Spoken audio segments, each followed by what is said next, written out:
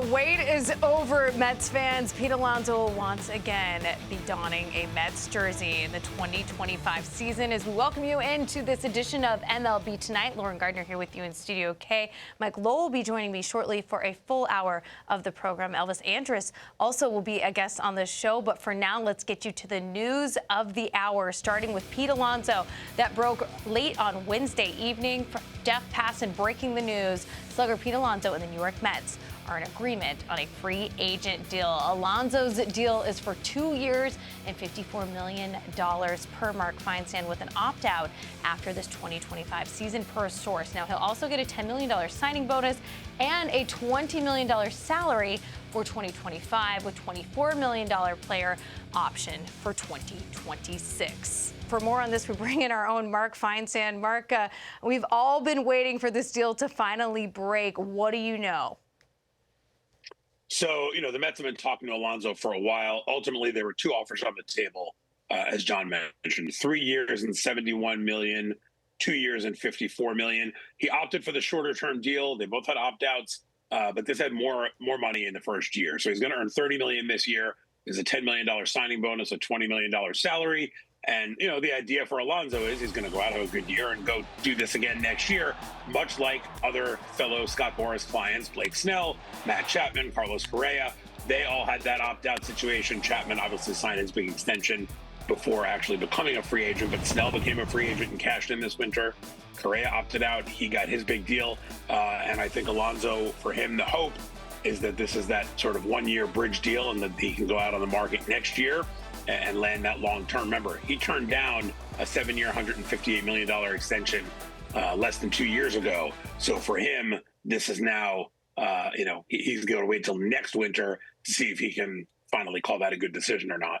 Yeah, short term, this seems to work out really well. I also was reading about a $10 million signing bonus, so not too bad as you're heading down to spring training. Mark, you work in the New York area. Can you just give those around the country a better sense of the timeline of these negotiations, going all the way back really to the regular season? Yeah, like I said, the Mets tried to extend Alonso 2 seasons ago, summer of 23. He turned it down. He switched agents. He went to Scott Boras, theoretically with the idea that he was going to be able to land himself a huge deal as a free agent this offseason. The Mets obviously spent a lot of money on Juan Soto, $765 million. They were interested in bringing Alonso back the whole time, but not on a long-term deal that he had been looking for. So, Alonso had talked to other people, other teams. Toronto was a team that kept coming up as a potential suitor for him. Ultimately, he decided he wanted to go back to the Mets. I don't know what the exact offer, if there was any, from Toronto was. But with Soto now in the lineup, in addition to Alonso returning, the Mets certainly have added some firepower to their lineup this winter. This keeps Mark Feinsand at third, which takes them out of the Alex Bregman sweepstakes. So now Scott Boras' next goal is to get Alex Bregman signed somewhere. Yeah, hard to believe that going into the postseason, we were thinking of the Mets as being scrappy, especially given their payroll. But now they have retained the 2019 NL Rookie of the Year, 2-time All-Star, back-to-back Home Run Derby champ. And you mentioned the fact, 4-time All-Star rather, you mentioned the fact, though, that he will be in that lineup with Juan Soto. What sort of protection does he provide, and what do you envision in this Mets lineup, especially with the power at the plate this season? Well, the Mets were a formidable team last year. Obviously, they got the NLCS without Juan Soto there, and now you bring back Alonso on top of adding Juan Soto. I don't know that he provides the exact same type of protection. It's not quite the 1-2 punch that Soto and Aaron Judge were, but it's pretty good. And when you've got that kind of, every team the Mets play in that first inning, Lindor, Soto, Alonso, with Nimmo on deck, that's not a lineup anybody's going to be excited to face. Pete Alonso, since he broke into the league, has more home runs than anybody in baseball other than Judge. So you pair him with Soto, that's a pretty good 1-2 punch of power right there at the top of the lineup. Yeah, 1-2 punch now in this free agent market, especially in the offseason. All eyes, of course, Mark, have been on the LA Dodgers here this winter. But now that they made this move, how, in your mind, have the Mets done? Well, I think you have to think they've had a very good offseason. They were able to bring back Sean Manaea.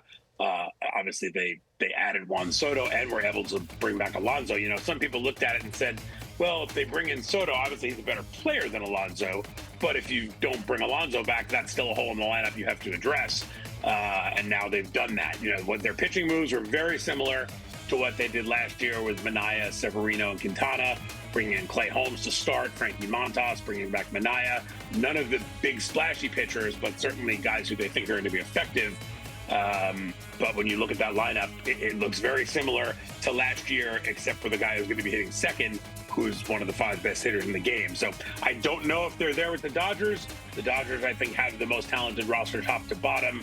And when you look at the pitching additions they've made as well, with Snell and Sasaki, they're going to be hard to beat. But we see this every year that come playoff time, just got to get to October and anything can happen in short series. I was going to say the NLCS was a lot of fun to watch, especially, yeah, you're right. In the short series, anything can happen. In your opinion, and based on the sources, what you're hearing around baseball, are the Mets done? I don't know if they're done, but I think they're done with anything major. There had always been that lingering thought in the back of everybody's head that if Alonso doesn't return, that could open the door for Alex Bregman to come in, play third. They move Mark Vientos to first. That door is obviously closed now. Alonso will be at first. Vientos will be at third. I do not see Bregman in the Mets' future. I'm not saying there won't be another tweak or two here or there, but I think the heavy lifting of the offseason is probably over for the Mets. All right, Mark. Well, now we all wait for the other shoe, that is Alex Bregman, to drop. Thank you so much for joining us so late at night. I know you were waiting for this to break. We were as well here at MLB Network. We appreciate your time and expertise. Thanks, LG. That's Mark Feinsand. Again, Pete Alonso, now officially a New York Met for the next 2 years with an opt-out following this upcoming season. So Mets fans, if you're watching, you can rejoice. You'll have the 1-2 punch of Juan Soto and Pete Alonso.